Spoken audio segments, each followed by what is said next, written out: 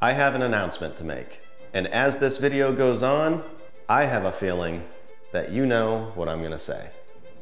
I moved out of my house. The house that I completely tore apart and put back together again. The house that built this channel, that house. And it's okay. I've had all kinds of thoughts and gone through all kinds of emotions during this process.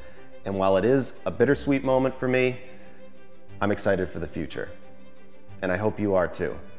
Because a couple months ago, we bought our new house, and there's plenty of new projects on the way.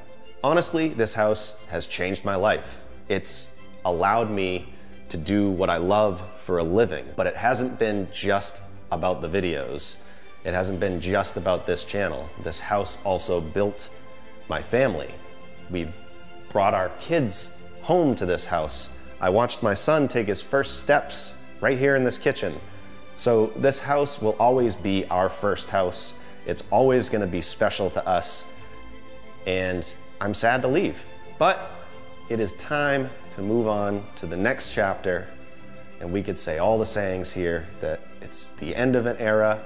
It's time to turn the page. All good things must come to an end. Nothing lasts forever. Or my favorite, when one door closes, another one opens.